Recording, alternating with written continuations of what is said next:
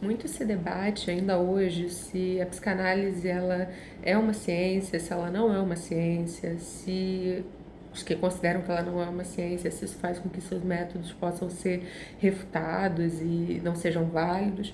E outras pessoas que acreditam que, independente de ela ser considerada uma ciência ou não, ela é capaz de ter uma atuação muito importante na construção de uma saúde ali para o sujeito, né? Ela é capaz de dar conta de alguns fenômenos importantes da vida psíquica. Então essa é uma discussão muito ampla. Mas fato é que Freud, desde o começo da sua obra, e principalmente no momento inicial, ele faz um esforço muito grande para tentar vincular a psicanálise a uma ideia de ciência, né? E a gente tem isso desde o movimento pré-psicanalítico, quando ele lança um texto, o Projeto para uma Psicologia Científica, que é um texto primordial, muito importante. Ali ele debate questões que ele vai trazer só mais para o final da sua obra, né?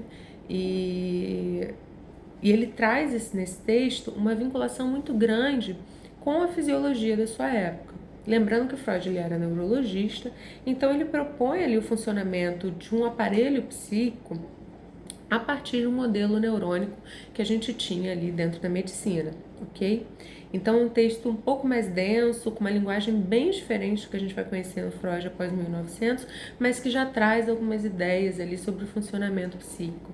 A gente considera até que nesse texto ele traz o primeiro modelo ali, o primeiro ensaio do que ele vai propor em 1900 como o seu grande modelo de um aparelho psíquico. Ok?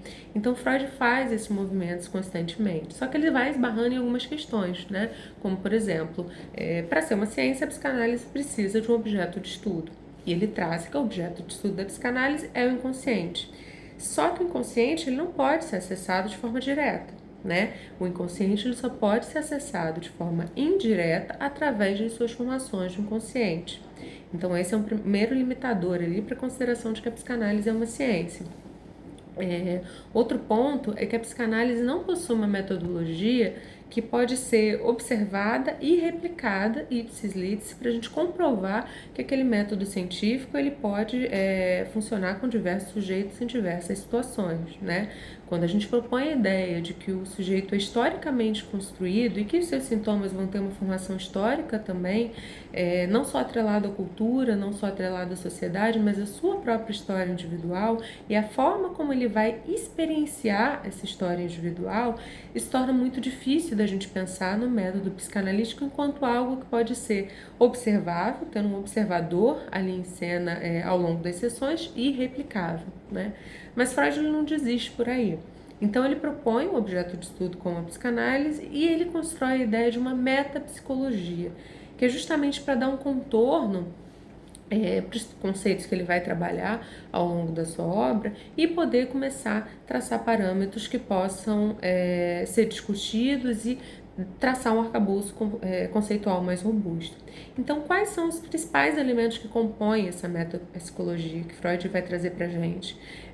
Principalmente três fatores, né? O fator tópico, o fator dinâmico e o fator econômico. Quando a gente fala desse fator tópico, a gente está falando das instâncias psíquicas, né? Que na primeira tópica são o consciente, o pré-consciente e o inconsciente. E quando a gente vai para a segunda tópica, a gente está falando de eu, isso e supereu, né? Lembrando que a segunda tópica não anula a primeira tópica. Elas se entrelaçam e tem uma dinâmica particular entre si, mas a gente fala disso mais para frente.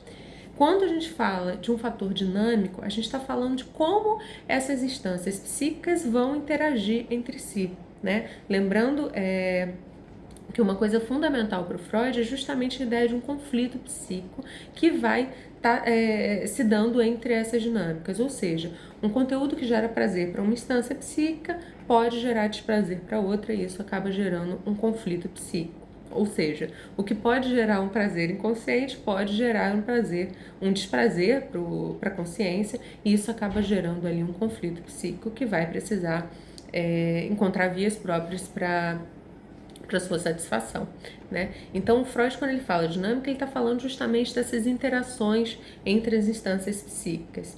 E quando a gente se volta para a questão da economia psíquica, a gente está falando aí de uma energia muito singular, própria ao aparelho psíquico e que vai circular entre todas essas instâncias, que é justamente a libido. né? Que é uma energia psíquica que vai estar circulando entre essas instâncias e compondo também essa ideia de dinâmica psíquica. Então vejam, quando a gente fala de metapsicologia, apesar da gente ter esses três fatores sendo pensados e sendo elaborados, eles são fatores que vão estar sendo pensados em conjuntos, né? Quando a gente pensa eles de uma forma mais didática, a gente divide eles, mas quando a gente pensa eles em termos de um funcionamento psíquico, não tem como a gente pensar em uma tópica, em uma economia, uma dinâmica psíquica, se não for de maneira entrelaçada, né? Se não for uma tendo que lidar com a outra e todas em conjunto. Então, esses são alguns fatores importantes para a gente estar pensando ali em algumas das tentativas do Freud para tentar traçar uma aproximação da psicanálise com relação à ideia de uma cientificidade da sua época.